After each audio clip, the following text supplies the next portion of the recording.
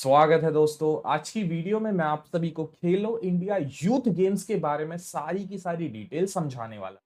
आप लोगों के जितने भी क्वेश्चंस थे खेलो इंडिया यूथ गेम्स को लेकर के, उन सभी क्वेश्चंस को इस वीडियो में दूर किया जाएगा।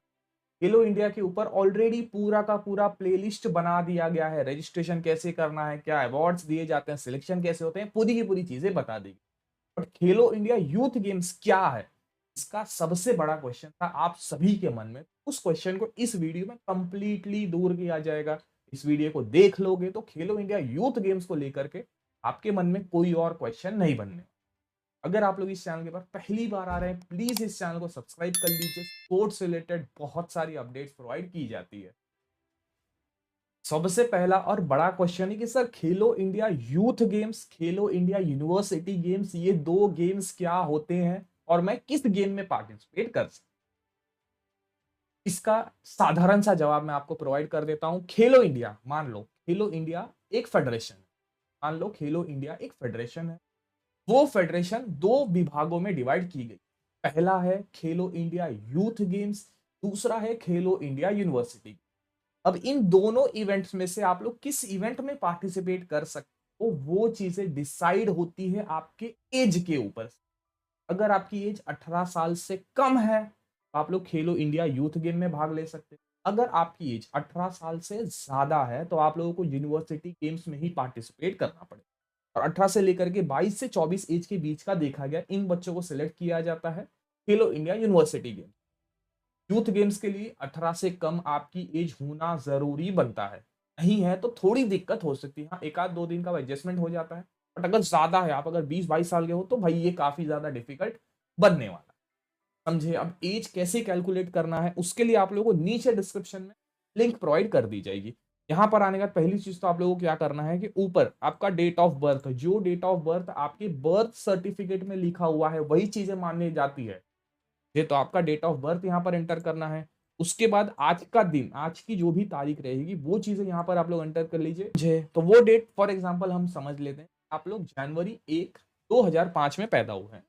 अनुमान के लिए मैं चीजें समझ लेता हूँ। ठीक है, 2005 एंटर कर दिया। नीचे आप लोगों को आज का डेट एंटर करना है। यहाँ जो मेंशन किया गया है एज ऑफ डेट, तो वहां पर आप लोगों को आज का डेट एंटर करना है। उसके बाद आप लोगों को सिंपली कैलकुलेट बटन वाले टैब के ऊपर क्लिक करना है, जहां पर बता दिया जाए कि आपकी एज 17 साल 22 दिन मानी जाए। ने फॉर एग्जांपल ले लिया है, वैसे ही आप लोगों को आपका एज वहां पर पता चल जाएगा। और अगर आपकी एज 17-18 साल से कम है, 18 साल से 2-4 दिन बड़ी, तो काफी बार सिलेक्ट कर लिया जाता है। मेनली यही रहता है कि आप लोग रिकॉर्ड कायम करो, जो भी सेट ऑफ स्टैंडर्ड्स दिए गए उनको अगर आप पार कर पाते हो तो हाँ आपको सिलेक्ट कर लिया। समझे। तो अगर आपकी एज 18 साल से कम मानी जाती है तब आपको यूथ गेम्स में पार्टिसिपेट करने का मौका मिले। और अगर आपकी एज 18 साल से ज्यादा है तो आप लोगों को यूनिवर्सिटी गेम्स में पार्टिसिपेट करना ही पड़ेगा। कुछ लोग जुगाड़ लगा देते हैं, देखो वो क्या तरीका है वो तो मैं नहीं बात करूंगा, बट हाँ कुछ और भी तरीके हैं जिनके थ्रू लोग ज्यादा एज होने के बावजूद भी एज में पार्टिसिपेट करते हुए देखे। समझे। अगला इंपॉर्टेंट क्वेश्चन पूछा गया था कि सर इन गेम्स के स्टैंडर्ड्स या फिर आप कह लो सिलेक्शन का क्राइटेरिया क्या बनता है। देखो ऑलरेडी खेलो इंडिया के ऊपर पूरी की पूरी प्लेलिस्ट बना दी गई है। आप लोगों को डिस्क्रिप्शन में सारी की सारी चीजें मिलने वाली है। क्या खेलो इंडिया होता है, फॉर्म कैसे भराया जाता है, फायदा क्या बनता है, कैसे पार्टिसिपेट करना, सब कुछ बता दिया। इस वीडियो में हम यही फोकस करेंगे कि यूथ गेम्स में आप लोगों को पार्टिसिपेट कैसे करना। उदाहरण के लिए मान लीजिए कि आप लोग अगर एथलेटिक्स से अगर आप लोग बिलोंग करते हैं, ट्रैक एंड फील्ड इवेंट से अगर आप लोग बिलोंग करते हैं, एथलेटिक फेडरेशन ऑफ इंडिया के ऑफिशियल वेबसाइट के ऊपर आप लोग आइए। यहाँ पर आप लोगों को थोड़ा सा स्क्रॉल करना, ऐसे आप लोगों को एक डॉक्यूमेंट दिखाया जाएगा खेलो इंडिया यूथ गेम्स करके, उसके ऊपर आप लोगों को क्लिक करना है। इस लिस्ट वाले बटन के ऊपर आप लोगों को क्लिक करना है, जहां पर आप सभी के सामने एक लिस्ट बता दी जाएगी। टेंटेटिव है, मतलब चेंज भी हो सकती है। एक लिस्ट बता दी जाएगी उन बच्चों का जिन बच्चों को सिलेक्ट किया गया है खेलो इंडिया यूथ गेम्स के लिए। समझे। तो पहले उन जो भी कैंडिडेट्स रहेंगे उनका नाम यहाँ पर बता दिया जाता है। उसके बाद कौन से इवेंट के लिए गए हैं, उनका डेट ऑफ बर्थ क्या है, किस स्टेट से बिलोंग करते हैं, और साथ ही में उनका जो रिकॉर्ड है वो रिकॉर्ड क्या बनता है। तो ऐसे आपको सारी की सारी चीजें यहाँ पर शोकेस कर दी जाएगी। डिटेल्स आप लोग यहाँ से चेक कर सकते हैं।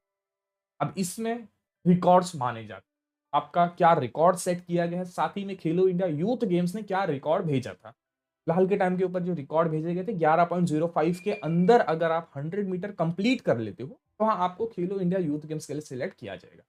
12 ही प्लेयर उनको सिलेक्ट करना है, तो जो भी टॉप के 12 रहते हैं, अक्सर उन्हीं बच्चों को आगे पुश किया जाए। एक चीज़ आपको समझ में आ गई। अगला इंपॉर्टेंट क्वेश्चन बन सकता है कि सर खेलो इंडिया यूथ गेम्स में सिलेक्शन कैसे किया जाता है? देखो, जब आप लोग कोई भी एक गवर्नमेंट के बड़े इवेंट जैसे एएफआई के इवेंट्स होते हैं, तो एक बहुत बड़ा इवेंट है। इस इवेंट में जब आप पार्टिसिपेट करके इस रिकॉर्ड को सेट करते हो, जो भी रिकॉर्ड दिया जाता है, अगर आप उस रिकॉर्ड को सेट करते हो, आपका पर्सनल बेस्ट भी आप बना सकते हो या फिर आप दिए गए हुए रिकॉर्ड को भी ब्रेक कर सकते हो, वो आपके ऊपर डिपेंड करता है। जब आप उस रिकॉर्ड को सेट कर लेते हो, उसके बाद उस अंतराल में, उस साल के अंतराल में अगर आपका रिकॉर्ड कायम रहेगा कि नहीं ये बेस्ट एथलीट था हमारा, तब हाँ, आपको आगे पुश दिया जाए। तो ऐसे ही जो भी टॉप 11 एथलीट्स रहते हैं, 12 इन शॉर्ट आप मान लीजिए, उन 12 एथलीट्स को फर्दर खेलो इंडिया यूथ गेम्स के लिए सिलेक्ट किया जाता है उनके एज के हिसाब से। आप यूथ गेम्स में आओगे, अगर आप अंडर 18 हो, आप उससे ज्यादा हो, तो आप लोग यूनिवर्सिटी गेम्स में जाने वाले। चीजें क्लियर हो गई। बहुत सारे बच्चों का यही सवाल था कि सर सिलेक्शन कैसे होती है, सिलेक्शन कैसे की जाती है। हर एक इवेंट के कुछ ना कुछ आप लोगों को परफॉर्मेंस स्टैंडर्ड दिए जाते हैं। अब ऑफिशियल वेबसाइट्स पे जब आप जाओगे या फिर आप जब इवेंट में पार्टिसिपेट करोगे, तब आपको वो जानकारी वहीं पर बता दी जाती है। पूछोगे, जब आप रेफरीज को पूछोगे या फिर जिनसे भी आप टेस्ट नंबर वगैरह लेते हो, उनसे जब आप जानकारी लोगे, तो वो आपको अपने इवेंट का बता देंगे कि अच्छा, आपके इवेंट 100 मीटर का इवेंट चल रहा है, आपके लिए ये सेट ऑफ स्टैंडर्ड्स बनते हैं। और बहुत सारे बच्चे जो इन गेम्स में ऑलरेडी पार्टिसिपेट किए रहते हैं, उनको ऑलरेडी नॉलेज प्रोवाइड रहती है कि नहीं, मुझे इतना स्टैंडर्ड सेट करना है ताकि मेरा खेलो इंडिया गेम्स और फर्दर जो भी गेम्स हों, उनमें सिलेक्शन होने के चांसेस बन जाए। चीजें क्लियर हो गई, क्या चीजें बनती है। एक साल के अंतराल में अगर आपने इस रिकॉर्ड को कायम किया रहेगा, तो हाँ, आपके लिए चीजें फायदे में बन सकती। डिटेल्स क्लियर हो गई, क्या चीजें बनती है। अगला इंपॉर्टेंट क्वेश्चन पूछा गया था कि सर यहाँ से ट्रैवलिंग वगैरह कैसे होगी और जो इवेंट है वो कहाँ पर इवेंट होने वाले हैं। इस बार 2022 के जो इवेंट 2022 के जो इवेंट है, वो इवेंट जनवरी 31 से लेकर के फरवरी 11 तक इन इवेंट्स को कंडक्ट करवाया जाएगा। ये 2023 में होने वाले, 2022 में सारे के सारे प्लेयर्स का परफॉर्मेंस एंड ऑल को चेक चुक किया जाता है, जो भी आपका चलो स्टैंडर्ड्स हैं उनको मैच किया जाता है, जो भी टॉप नॉच एथलीट्स रहते हैं उन सभी को शॉर्टलिस्ट किया जाता है।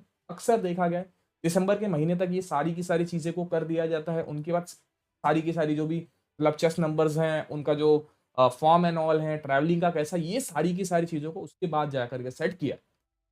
समझे, एक चीज़ आपको समझ में आ गई कि कैसे इन चीज़ों को प्रोसीड किया जाता है। वैसे यूनिवर्सिटी गेम्स में भी होता है, वैसे ही अन्य गेम्स में भी कंडक्ट करवाए जाते हैं। समझे, इस बार जो इवेंट्स थे हमारे एमपी स्टेट में कंडक्ट करवाए जाएंगे।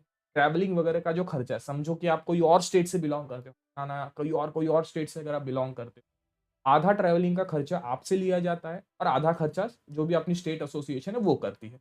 ये हर एक इवेंट का डिपेंड करता है, हर एक इवेंट का डिपेंड करता है। तो मैं आपको एज एन कंपल्सरी नहीं बोल सकता कि नहीं आधा खर्चा ही आपको देना पड़ेगा। हो सकता है क्या पता आपको पूरा खर्चा देना पड़ जाए, हो सकता है कि आपसे खर्चा ही ना लिया जाए। इस टोटली डिपेंड कर दी कि आपकी किस तरीके की स्टेट फाउंडेशन है। कुछ अच्छी जो बड़ी, खासकर जो मैंने देखा गया महाराष्ट्र स्टेट की जो फाउंडेशन है, वो ट्रैवलिंग का एक्सपेंस अलाउंस देती है। नजदीक के स्टेट्स में रहेगी तो हाँ, वो अलाउंस प्रोवाइड कर देती है। डिटेल्स क्लियर हो गई, क्या चीजें बनती है। वहां पर जीतोगे करोगे तो वो तो मैंने अलग वीडियो में चीजें समझा दी है, डिस्क्रिप्शन में साथ ही में पिन कमेंट में पूरी चीजें बता दी जाइए कि क्या क्या चीजें आपको करना पड़ेगा, क्या फायदा बनता है, क्या चीजें बनती है, वो डिटेल्स बता दीजिए। एक चीज मैं आप सभी से पूछना चाह रहा हूं, मैं एक सीरीज स्टार्ट करना चाह रहा हूँ, सीरीज जहां पर हम अगले साल मतलब 2023 के जो इवेंट है, जो 2024 में मतलब एक साल का जो ड्यूरेशन बनेगा, उस एक साल के ड्यूरेशन में हम जितने भी बच्चे हैं जो तैयार हैं कि नहीं सर हमें खेलो इंडिया के लिए जाना है, मैं हम प्रिपेयर करना चाहेंगे, तो मैं आपको तरीका बता सकता हूँ कि नहीं आप इस तरीके की ट्रेनिंग करो, नहीं आप इस तरीके की ट्रेनिंग करो, फिर आप ऐसे स्टैंडर्ड्स को सेट करो, आप ये टाइमर लगाओ, ये करो वो करो। देखो, ऐसी पूरी की पूरी जानकारी मैं यहाँ पर बैठ करके आपको समझा सकता हूँ। मैं पर्सनली तो कहीं पर जा नहीं सकता, क्योंकि मैं जहाँ पर हूँ उसके आसपास ज्यादा ग्राउंड्स अवेलेबल है नहीं। और अगर उन चीजों को मैं वहां पर रिकॉर्ड करने गया तो बेवजह के लोग जमा हो जाएंगे, जो थोड़ा खराब रहेगा। समझे, मैं यहाँ पर बैठूंगा, आपको सारी की सारी चीजें समझा दूंगा। हम चार्ट्स यूज करेंगे, हम बहुत सारी वीडियोस यूज करेंगे, जिनके थ्रू आपको सारी की सारी समझाएगी। आज की वीडियो के लिए बस इतना ही था। कोई और क्वेश्चन रहेगा नीचे कमेंट सेक्शन में आप सारी की सारी चीजें पूछ सकते हैं। मिलते हैं अगले वीडियो में, तब तक के लिए टेक केयर। जय हिंद।